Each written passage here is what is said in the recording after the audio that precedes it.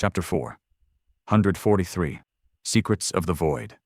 Out there in the empty darkness of the void, something even darker loomed, hidden from the radiant light of the ocean of flame above. Sonny peered at the distant black silhouette and shivered. What the hell? What is it doing here?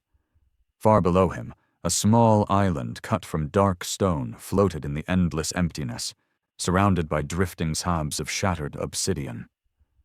A tall and magnificent pagoda stood in its center, built of a flawlessly black material that was neither wood nor stone.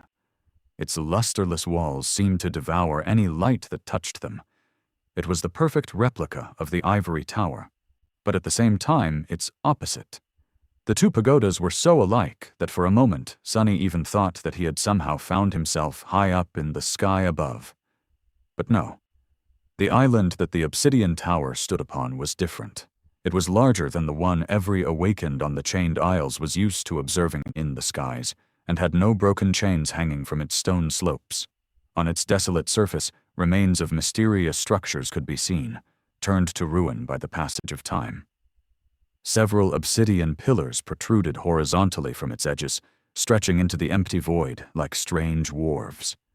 From high above, Sonny couldn't see much of the island in detail, but he was approaching it fast. Crap! Too fast. Sonny hesitated for a moment, then suppressed the desire to immediately summon the Dark Wing. The divine flames were still too close, and their heat could damage the fragile memory. He had to wait for a bit. There was still time, even if it was going to run out pretty soon. Sonny continued to fall, waiting. With every minute, the heat of the immolating stars dissipated a little, and with each minute, the dark island grew closer and closer. Finally, knowing that there was no more time to waste, Sonny summoned the Dark Wing and commanded it to turn his fall into a glide. The dragonfly cloak turned into a blur behind his back. But it also began to produce thin wisps of smoke, threatening to catch aflame at any moment. Curses! Supported by the enchantment of the Dark Wing, Sonny's descent started to slow down, little by little.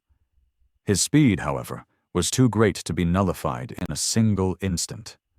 It was dropping swiftly, but was it swift enough to prevent him from splattering all over the surface of the mysterious island? And was the transparent cloak even going to endure for long enough? Sonny cursed and trembled as he watched the obsidian tower approach. Here goes nothing. Damn. In the end, he still landed with enough speed to shatter all bones in his legs from the impact against the ground. At the last moment, however, Sonny turned into a shadow and dove into the deep darkness enveloping the island instead. Safely embraced by the shadows, he submerged himself into them, and finally allowed his mind to relax. Safe. I'm safe. He was finally safe. For a few seconds at least. Sonny was in a world of pain. His shadow essence was running out too. Also, he had no idea what terrifying danger was waiting for him on the mysterious island that remained hidden in the deepest reaches of the sky below for thousands of years, nor what deadly secrets waited for him inside the obsidian tower. But for now, he did not care. All he cared about was that he was not falling anymore. Bliss. This is pure bliss. Floating in the dark embrace of shadows, Sonny couldn't get enough of the fact that, for the first time in almost a month, he was stationary. He finally had solid ground under his feet again. Metaphorically speaking, of course. In any case, it was such a beautiful feeling. Sonny allowed himself to relax and rested for a bit, safely hidden in the deep, dark shadows. After a while, he sighed and forced himself to turn his attention to the outside world. Moving closer to the surface of the deep darkness that embraced him, Sonny cautiously took a look outside. Strangely, what met him was complete and utter silence. There were no nightmare creatures on the island, no abyssal horrors, no terrifying beings to devour him whole. Not even a single unholy titan slumbered nearby, ready to wake up at the slightest disturbance. The island seemed empty, which was very fortunate, considering that Sonny was running very low on shadow essence and was going to have to assume his physical form soon. He hesitated for a few moments, then took stock of his equipment and himself. His soul was seriously wounded, but not beyond its ability to heal itself. In time. His body was not exactly whole, but in somewhat of a splendid shape, considering all that had happened. He even had all his limbs intact. Both the mantle of the underworld and the cruel sight, as well as the dark wing and Saint's bow, were heavily damaged. Luckily, none of these memories were completely destroyed. It was going to take a long time before he could use them again, though. Days, maybe even weeks. On the bright side, Saint herself had recovered from the wounds received on the shipwreck island ages ago. Sonny actually could have summoned her at any point during his journey through the sky below, but there was no real reason to. Plus, the treasure chest would not have accommodated both of them, especially considering how much the living statue weighed.